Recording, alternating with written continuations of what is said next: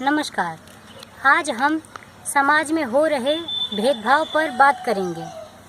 साथियों, बाबा साहेब डॉक्टर भीमराव अंबेडकर जब संविधान लिख रहे थे तब उन्होंने जिस समस्या को प्रमुखता से देखा, खुद भी बारीकी से महसूस किया, वह थी जातिवाद। सबसे पहले जातिवाद का आधार क्या था, जातीय भेदभाव का आधार क्या था। जैसा कि आप सब जानते हैं, उत्पादक के जो क्षेत्र थे यानी मुख्य रूप से कृषि, वह जमींदारों, नवाब, राजाओं के पास थी। तो गरीब लाचार जो मजदूर किसान थे वह मजबूर थे उनके खेतों में काम करने के लिए, और उनके पास कोई और विकल्प भी नहीं था अपनी जीविका को चलाने के लिए। तो और चूँकि जमींदारों को पीढ़ी दर पीढ़ी काम करने के लिए फ्री के मजदूर चाहिए था, किसान चाहिए था, तो जो उनके खेत में मजदूर किसान लगे हुए थे तो उन्होंने एक जातीय नामक ढांचे में बंद कर दिया, जिससे उनको पीढ़ी दर पीढ़ी काम करने के लिए मजदूर मिलते रहें। जैसे जो दूध के काम में लगे रहे उनको अहीर, जो सब्जी के काम में लगे रहे उनको मौर्या, जो मछली के काम में लगे रहे उनको मलाह। तो इस जो जातीय भेदभाव का जो मसला था उस पर तो बाबा साहेब ने हमें अधिकार दे दिया संवैधानिक तौर पे। जैसे पहला अधिकार है कि आप अपनी मर्जी के अनुसार, अपने इच्छा के अकॉर्डिंग किसी भी प्रोफेशन को, काम धंधे को चुन सकते हैं।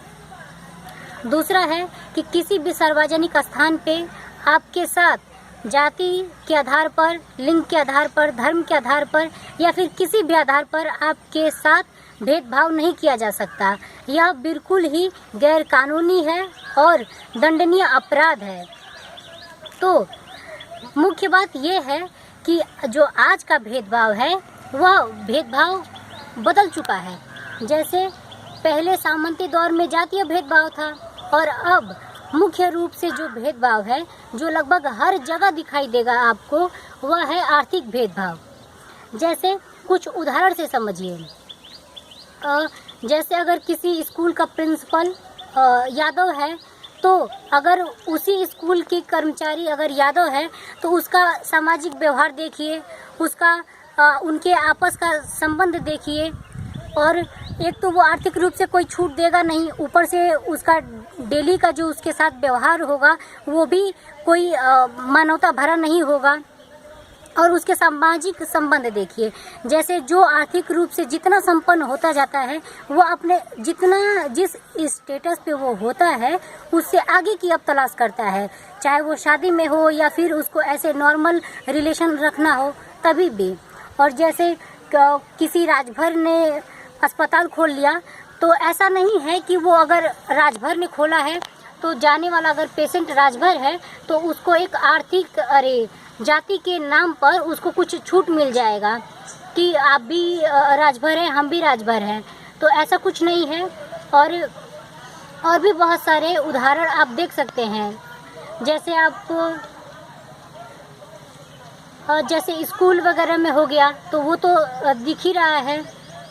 तो मुख्य रूप से जो ये आर्थिक भेदभाव है उसको दूर करने के लिए, या फिर ये जो समस्या है जिसे सभी लोग लड़ रहे हैं, उसको दूर करने के लिए बाबा साहब ने संवैधानिक तौर पे कोई उपाय नहीं दिया है कि जैसे कि निजी अस्पताल, निजी स्कूल, निजी डाक या रेलवे नहीं होगा, या फिर बड़े बड़े जो फैक्ट्री के मालिक हैं वो कोई एक मालिक नहीं होगा।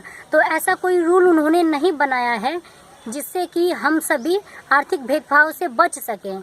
लेकिन उन्होंने अपने स्टेट एंड माइनॉरिटी, राज्य एवं अल्पसंख्यक नामक एक लेख में उन्होंने राजकीय समाजवाद का जिक्र किया है, जिसमें उन्होंने अपने राजनीतिक, आर्थिक और सामाजिक विचार दिए हैं। तो जैसे उनके राजनीतिक विचार ये थे कि फ्री एंड फेयर चुनाव हो, और सामाजिक विचार ये थे कि समाज में अमीरी गरीबी की खाई बहुत लंबी ना हो, अमीर बहुत ज़्यादा अमीर ना हो, गरीब बहुत ज़्यादा गरीब ना हो, समाज एक समतामूलक समाज बने। और जो सबसे ध्यान में रखने वाली बात है वह है आर्थिक भेदभाव।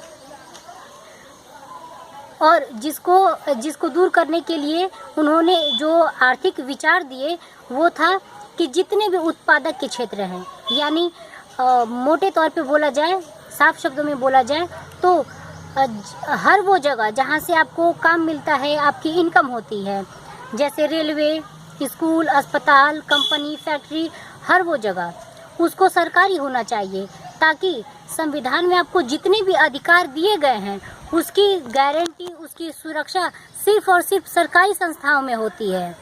तो इसलिए हमें बाबा साहेब के इस राजकीय समाजवाद को समझने की ज़रूरत है, बहुत ज़रूरत है, ताकि हम इस भेदभाव को अच्छे से दूर कर सकें, उसके लिए उसके खिलाफ आवाज़ उठा सकें। धन्यवाद।